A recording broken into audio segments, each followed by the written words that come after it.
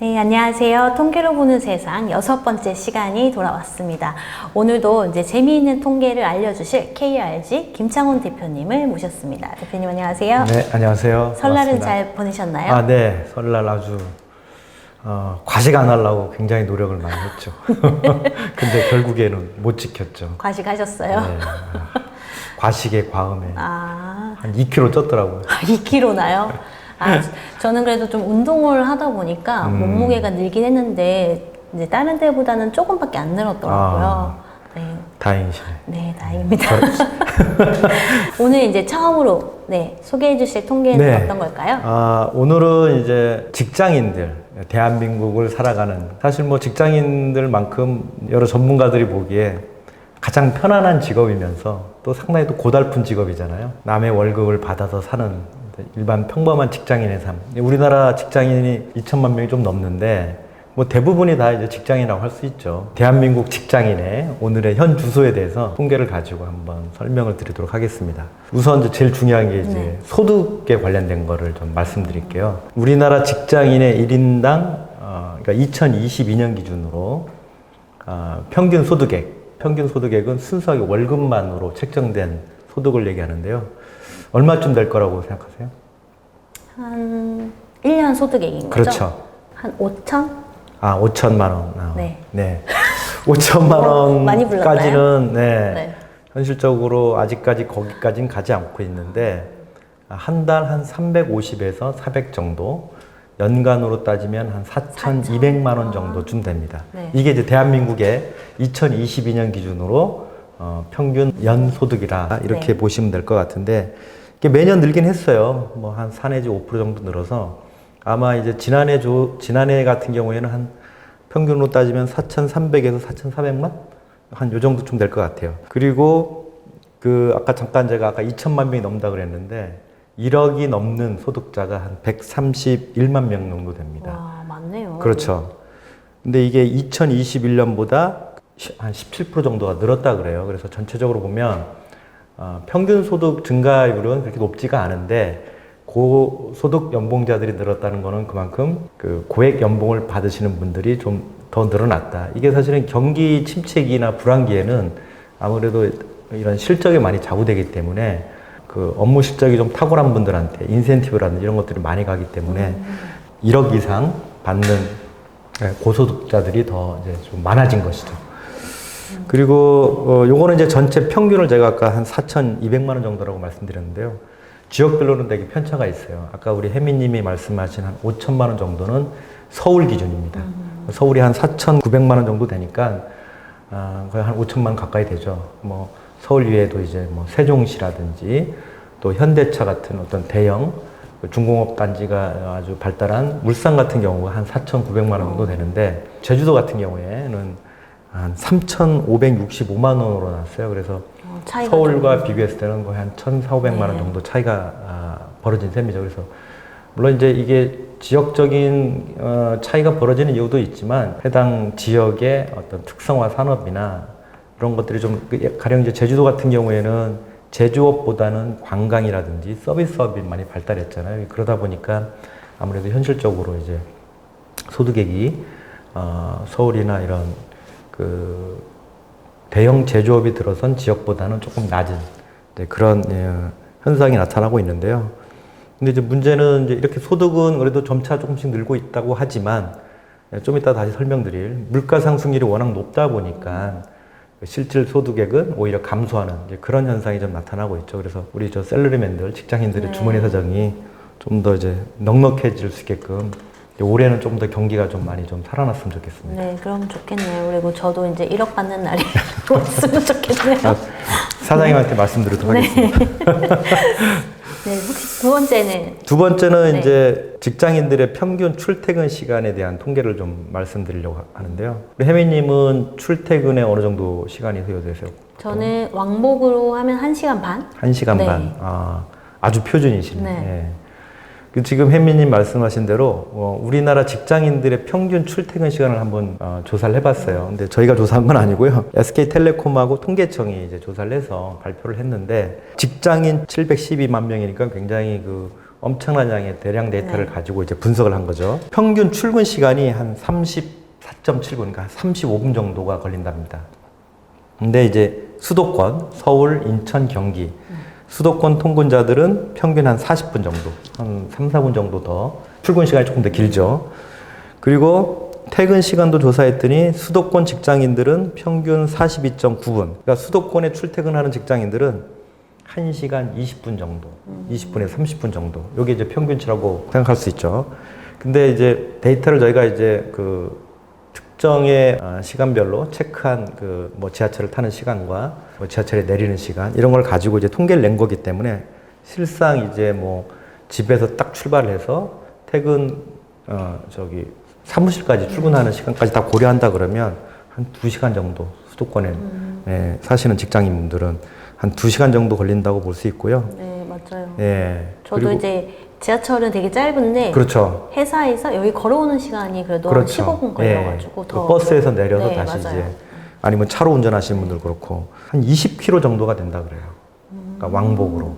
그러니까 평균 한 10km 정도 이제 소요가 되는 거죠, 집에서. 그러다 보니까 이제 워낙 이제 뭐 이건 꼭 서울뿐만이 아니고 전 세계 대도시들이 이제 아침에 혹은 퇴근 시간대 이제 러시아워 때문에 많이 힘들어 하시죠.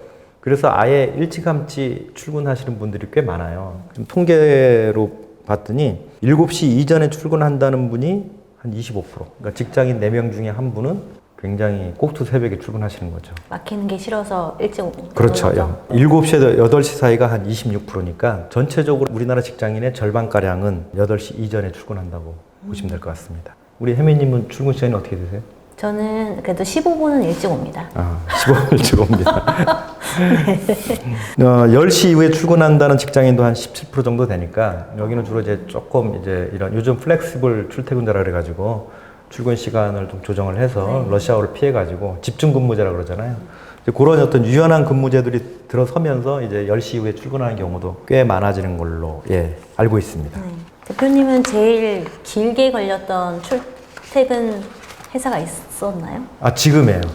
지금이에요? 네, 지금 제가 그 출근하는 거리가 트래픽이 굉장히 심한 서부 간선도로라 가지고 꽤 지금 많이 걸리고 있습니다. 네, 알겠습니다. 네, 이제 세 번째 통계는 또 어떤 통계일까요? 세 번째는 이제 점심 물가에 관련, 저희 직장인들이 사실은 이제 가장 행복한 시간이 점심 먹는 시간이잖아요. 맞아요. 근데 요즘은 뭐 별로 그렇게 행복하지 않죠. 왜냐하면 워낙 이제 밥값이 많이 올라가지고. 네, 너무 비싸졌어요. 네, 비싸지다 보니까 우리나라 그 밥 한 끼 가격이 글로벌한 통계기관에서 조사한 걸 봤더니 일본보다 높고 대만, 중국, 그러니까 아시아권 국가 중에서는 싱가포르, 홍콩 다음으로 우리나라가 이제 밥 한 끼 가격이 굉장히 비싸다고 합니다. 근데 실제로 그런지를 저희가 이제 그 소비자원에서 가격 종합 포털인 참가격이라고 있거든요. 여기에 있는 데이터를 가지고 2020년부터 2023년까지 그 외식 메뉴 가격을 한번 저희가 통계를 내봤습니다. 제일 이제 가격 상승률이 높은 게 짜장면 값이 2020년대보다 30% 이상 늘어난 걸로 되어 있고요. 우리가 즐겨 먹는 뭐 자장면 외에 뭐 김밥, 칼국수, 냉면, 뭐 삼겹살, 삼계탕, 비빔밥, 김치찌개, 백반 이런 것들을 종합해 봤더니 2020년 대비 2023년에 증감률이 한 23%. 많이 올랐네요. 굉장히 많이 올랐죠. 네. 김밥도 거의 뭐 5,000원이더라고요. 그렇죠. 김밥 가격도 지금 2020년도에 한 줄에 2,523원이었는데 2023년에는 3,195원. 이거 서울 기준이거든요. 한 27% 정도가 이제 김밥 가격이 오른 거예요. 칼국수도 7,200원쯤 하다가 지금은 거의 9,000원대. 그러니까 칼국수 가격도 굉장히 많이 올랐죠. 네, 저희 회사 다 9,000원, 9,500원 그렇죠. 이렇게 해요. 예. 아마 그렇게 될 거예요.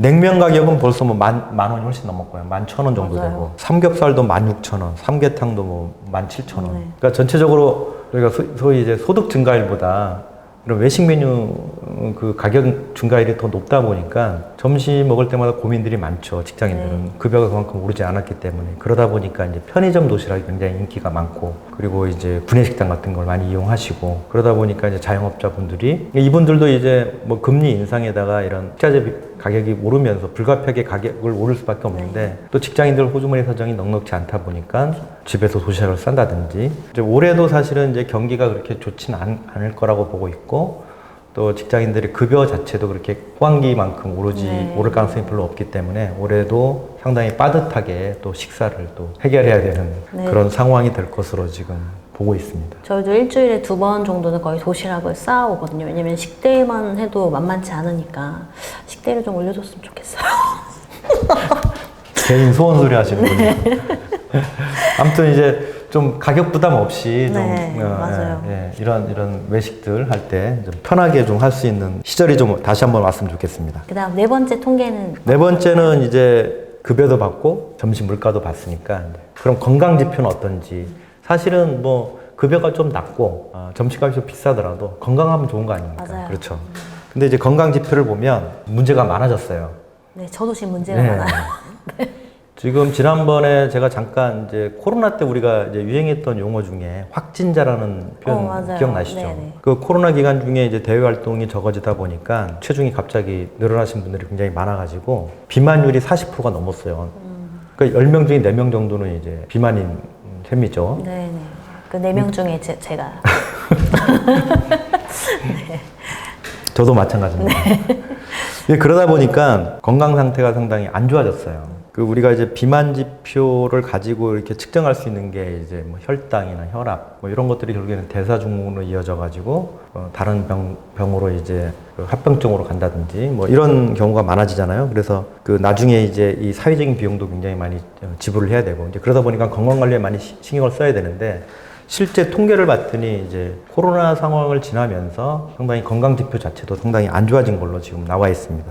건강보험심사평가원에 따르면 그러니까 대사증후군으로 치료받은 환자가 2018년도에 1,120만 명이었는데 2022년 기준으로 260만 명 정도가 늘어난 1,359만 명으로 조사됐어요. 그럼 거의 한 21% 정도 그렇죠. 늘어난 거죠. 4년 만에 이제 21%가 늘어났는데 이게 뭐 중간에 이제 그 아까 말씀드린 것처럼 코로나 상황도 있었지만 이 우리가 건강 관련된 측면에서 많은 분들이 이제 관심도 많이 기울이고 있지만 반면에 인스턴트 식품이라든지 이런 것들을 이제 많이 이제 소비하면서 본인의 건강 상태에 대해서 잘 체크 못 하시는 분들이 이제 많아지고 있는 거죠. 사실은 이제 나이 드신 분들도 건강 관리가 되게 중요하긴 한데 이제 문제는 젊은 세대의 그 대사증후군 환자들이 굉장히 늘어나고 있다는 거죠. 통계로 봤더니 20대 같은 경우에는 48%가 늘었다고 합니다. 2018년보다 2022년에 10대는 40%가 늘었다고 합니다. 그러니까 10대, 20대가 오히려 그 아버지 세대보다 더 건강 상태가 안 좋다. 그 환경이나 여건은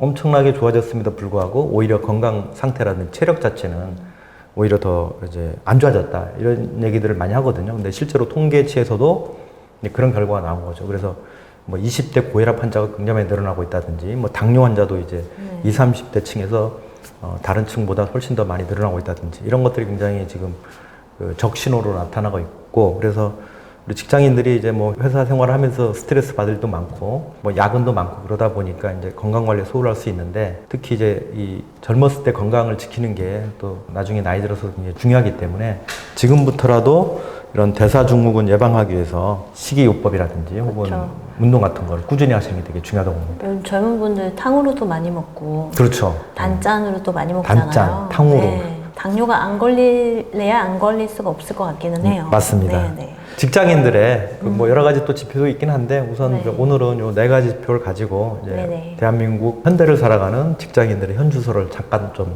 통계로 좀 알아봤습니다. 네. 그 다음 또 대표님께서 알려주실 통계가 어떤 건지.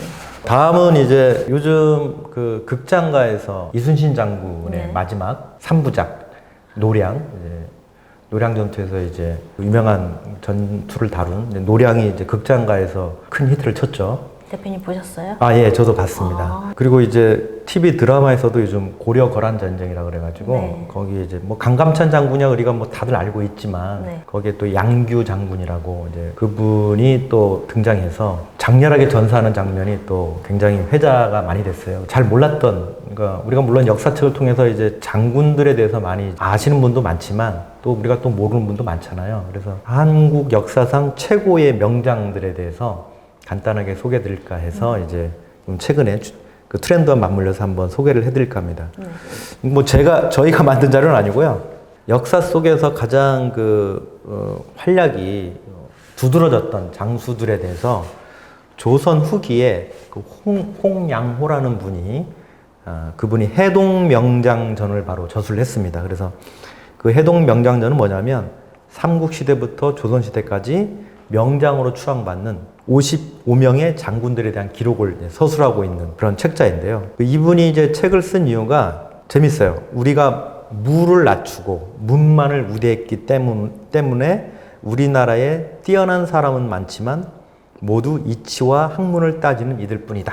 우리나라가 이제 유교 문화라는 게 굉장히 강하잖아요. 그러다 보니까 이제 문신을 우대하고 이런 무신을 좀 문신에 비해서 좀 낮게 보는 이제 그런 속성들 때문에 굉장히 뛰어난 장군들이 있음에도 불구하고 역사상 기록들을 보면 주로 문신 위주로 돼 있다. 이런 것들을 이제 비판한 거죠.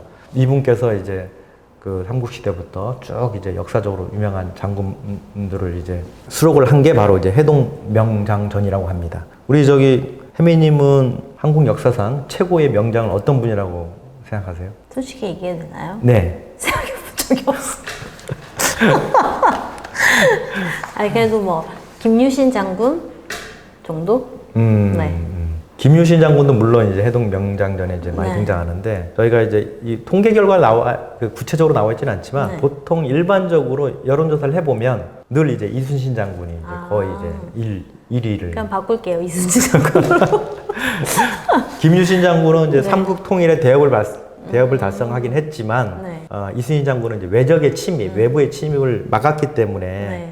그 아마 우리나라 국민들이 더 이순신 장군을 더 높게 보고 있는 것으로 생각이 됩니다. 그래서 아까 지금 말씀하신 것처럼 신라 시대 같은 경우에는 이제 삼국 통일의 위협을 달성한 김유신 장군, 네. 해상왕 장보고 그리고 이제 그 백제의 후기에 부흥운동을 했던 흑치상지 장군이라고 이분도 굉장히 그 당나라에 나중에 이후에 당나라에서 귀화시켜가지고 당나라에서 굉장히 혁혁한 공을 세운 원산지는 한국인데 이제 당나라에 가서 이제 큰 공을 세우신 분이 또 명장으로 꼽히고 있고요. 그 다음에 이제 고려 시대에는 뭐 우리가 흔히 알고 있는 강감찬, 네. 그 다음에 여진족을 정벌했던 윤관 장군이라든지 김부식, 뭐 김경손 장군, 몽고랑 끝까지 이제 투쟁한 김경손 장군이라든지 이런 분들이 이제 우리가 많이 알고 있는 장군들이고, 그 다음에 뭐 조선시대가 가장 많죠. 뭐 우리가 흔히 알고 있는 이제 이순신 장군, 권율 장군 이외에도 이제 임진왜란 당시 의병장이었던 곽재우 장군이라든지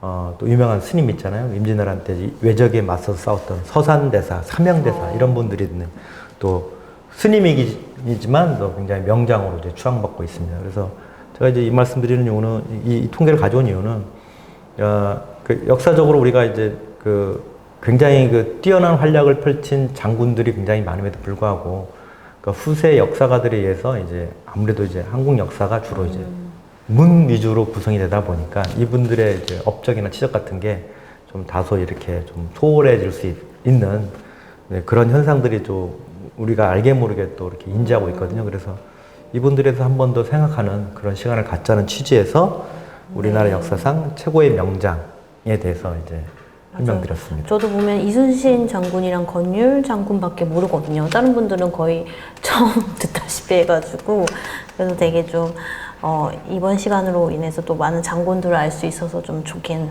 한 것 같습니다. 네. 네. 이제는 또 다음에 약간 디지털 관련된 통계를 그렇죠. 준비하신 걸로 알고 있는데, 네. 지금 이제 기업에서 지금 디지털과 함께 굉장히 중요한 화두가 소위 말하는 지속 가능 기술이거든요.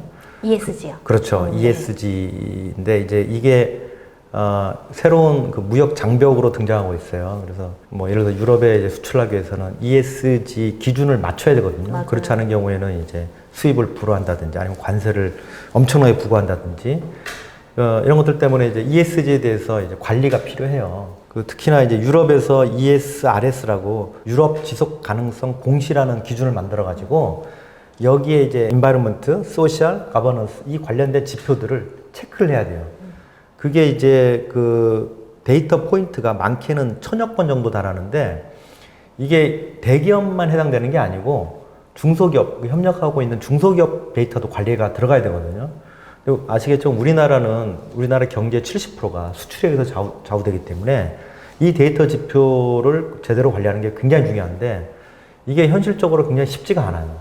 어떤 선택적인 사항이 아니라 수출을 하는 기업들은 앞으로 필수적인 사항이기 때문에 ESG 데이터 플랫폼을 구축하는 게 굉장히 지금 중요한 화두입니다. 시장 규모 자체도 지금 뭐 마켓에 따르면 네. 2022년 7억 달러에서 2027년까지 한 15억 달러, 그러니까 평균 한 17% 정도 이제 성장할 거로 보고 있는데, 이게 이제 앞서 설명드린 것처럼 ESG 데이터가 한 1000여 개가 넘는데 이거를 내부 인력으로 관리하기는 힘들어요. 이제 그러다 보니까 제3의 기업이 제공하는 ESG 관리 솔루션을 도입하는, 채택하는 기업이 굉장히 늘고 있고, 통계적으로 보니까 지금 한 91%가 이제 외부의 솔루션을 이용해서 사용하는 기업들이 이제 늘고 있다. 이렇게 지금 통계가 나올 정도로 이제 그 외부에서 개발한 그 솔루션을 쓰고 있는 그 회사들이 굉장히 늘어나고 있는데, 한국은 특히나 이제 제조업 기반으로 돼 있기 때문에 중소제조업에서 굉장히 이런 데이터 관리가 굉장히 필요하거든요. 그래서 최근에 이제 몇몇 대기업들은 자체적인 이런 관리하는 데이터 포인트를 가지고 꾸준히 이제 데이터를 업데이트하고 있는데, 중소기업들은 그렇게 안 돼 있어요. 그래서 이 시장이 지금 ESG 데이터 플랫폼 관련된 시장이 특히나 올해 내년에 굉장히 중요한 시장이 될 것이다, 한국에서. 그래서 여기에 대해서 좀 우리나라 기업들이 좀 이 데이터 플랫폼에 대해서 올해 좀 뭐 외부 솔루션을 쓰든 내부적으로 인소싱을 하든 간에 빨리 데이터 플랫폼을 시스템적으로 체계적으로 갖추는 게 굉장히 중요할 것으로 지금 보고 있습니다. 네, 대표님 이제 마지막 항상 네, 기대되는 옛날 통계.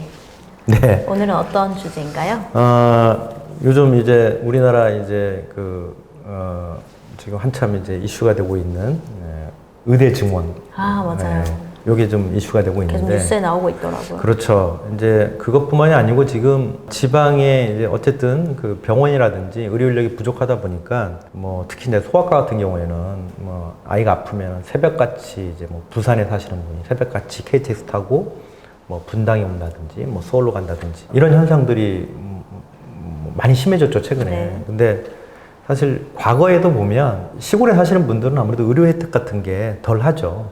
체계적으로 이제 아프더라도 적절한 치료를 받기가 쉽지가 않은데, 거기에다가 예전에 무속신앙이라 그래서 저희도 어렸을 때 이제 약간 정신적으로 문제가 있으면 이제 무당을 불러가지고 귀신이 씌었다고 그래서 막 굿하고 이런 거. 굿을 막 그랬거든요. 네. 그래서 지금도 이제 예전에 뭐 그 TV 문학관이라고 이제 그런 프로에도 보면 그 무당이 굿하는 게 많이 나와요. 특히 이제 뭐 어촌말 같은 경우에는 뭐 그 무당이 굿하는 게 이제 그 귀신을 물리치는 것도 있지만 정신적으로 아니면은 육체적으로 문제가 있는 사람들을 그 당시에는 이제 무당의 굿으로 이제 해결하는 경우가 많았죠. 아무래도 이거는 이제 실제적인 치료 효과보다는 이제 무당의 굿을 통해서 아무래도 이제 마음의 안정을 찾자는 그런 취지가 더 큰 것 같아요. 근데 이제 그런 그 무당에 의한 그 치료 이런 것들이 지금은 그래도 좀 덜하지만 불과 한 4, 50년 전만 하더라도 굉장히 크게 이제 이게 많았었습니다. 그래서 그 관련된 거를 한번 갖고 와봤는데요. 1976년도에 그 당시 이제 서울대 의대 이부영 박사팀이 농촌에 거주하는 사람 대상으로 농촌 마을에 사는 사람들의 그 무속 치료에 대해서 조사한 데이터가 있어요. 그 당시 그 조사를 봤더니 병이 잘 낫지 않은 경우에 굿이나 푸닥거리 혹은 이제 뭐 경이 있잖아요. 불경이라든지 읽는 일이 있는지를 조사했더니 55% 정도가 이제 그런 일이 있다. 이렇게 응답을 하셨어요. 그래서 당시에는 이제 무속신앙, 그러니까 그 체계적으로 병원에서 치료받기보다는 이런 굿 치료를 많이 했다라고 보시면 될 것 같고, 그 거의 뭐 60% 이상, 그 통계적으로 보면 60% 이상이 무속적 치료를 했다라고 응답을 했습니다. 근데 이제 그 결과가 그걸 통해서 뭐 치료가 됐냐 안 됐냐는 이제 여기 통계에 나와 있지 않은데, 심적으로 이제 위로를 받은 거라고 이제 보시면 되겠죠. 그 재미있는 것은 이제 무당이 되려는 사람이 보통 신병을 앓는다 그러거든요. 신병을 앓는다고 하는데, 신들린 사람이 있느냐 조사했더니 그 마을에 한 22%가 신들린 사람이 있다라고 응답을 했답니다. 신들린 사람의 22%만 해도 굉장히 뭐 엄청나게 많은 거죠. 근데 신들린 사람을 치료하기 위해서 병원에 데려가는 경우는 역시 한 20%밖에 안 됐다고 합니다. 그러니까 대부분은 이 사람이 그 신병이 걸렸다 그러면 그냥 당연히 무당이 돼야 한다. 이렇게 생각을 했다고 합니다. 그리고 이제 재밌는 게 지금도 이제 민간요법 같은 게 이제 우리가 뭐 예를 들어서 뭐 감기 걸리면 소주에 고춧가루 풀어서 마신다든지 뭐 이런 의학적으로는 말도 안 되는 네. 오히려 더 병을 악화시키는 거라고 하더라고요. 근데 당시에도 이제 민간요법들이 많이 유행을 했는데 재밌는 게 이제 소고기 먹고 체하면 네. 개머루 대즙이라고 그 개머루라고 그 머루의 일종이 있거든요. 아, 그거를 먹고 이제 그 체한 걸 다스렸다고 하고 닭고기를 먹고 체하면 뭐 어떤 걸 먹는지 아세요? 닭 아니요? 전혀 예상할 수 없죠. 예. 네. 닭고기 먹고 체하면 진해를 먹었답니다. 아, 진해요? 네. 진해 먹고 이제 닭고기 체한 거를 해결했다고 하는데 뭐 믿거나 말거나 진해가 하지만 흔했나 보네요. 근데 진해가 사실은 그게 네. 굉장히 약재로 아주 좋은 약재예요. 이런 얘기하면 저도 되게 오래된 사람처럼 취급받는데 저희 어렸을 때도 네. 진해 잡아가지고 이렇게 아. 팔았었어요. 진해 한 마리에 뭐 한 5원, 10원 이렇게 해서. 그렇군요. 예. 지금으로 생각하면 뭐 상상도 할 수 없는. 아, 근데 이런 민간 의료가 뭐 진해 아니어도 되게 많았을 것 많죠. 같아요. 예. 네. 아마 뭐 민간요법 다룬 책만 하더라도 네. 어마어마하게 많았고 뭐 옛날 그 뭐 신문이나 네. 뭐 아니면 옛날 문헌에 보면 뭐 무슨 뭐 아픈 사람한테 특히나 뭐 피를 뭐 이렇게 수혈을 하면 그런 얘기 많았잖아요. 네. 부모님이 아플 때 자식이 뭐 네. 허벅지를 베어서 그 피를 가지고 지금 생각해보면 정말 네. 상상할 수 없는 얘기들이죠. 그렇죠. 근데 민간요법이 또 잘 드는 경우도 있고 아닌 경우도 있고. 그렇죠. 네. 잘 듣는 경우, 그러니까 그게 체질이 그런 네. 경우도 있고, 또 어떤 거는 뭐 예를 들어서 뭐 허준의 동의보감에 의거해서 이제 나름 이제 거기 뭐 약초를 캐서 이제 뭐 아픈데 이렇게 뭐 치료한다든지 할 때는 또 효과가 또 즉각적으로 나타나는 경우도 있고, 뭐 여러 가지 사례가 있어서 이게 민간요법이 모두 다 이제 말도 안 된다 이렇게 하기엔 그렇지만 지금처럼 뭐 소고기 먹고 체한 거는 개머루 대죽 먹고 해결을 한다든지 닭고기 먹고 체한 거는 네. 손을 따야죠. 네. 아니면 네. 뭐 매실차를 마시던가. 그렇죠. 네. 네.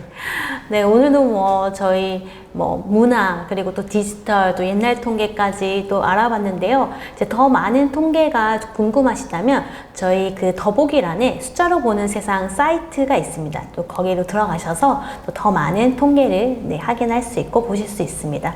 네, 오늘도 함께 해주신 김창훈 대표님 감사드리고요. 저희 또 다음에 더 재미있는 네, 통계로 또 찾아뵙도록 하겠습니다. 감사합니다. 감사합니다.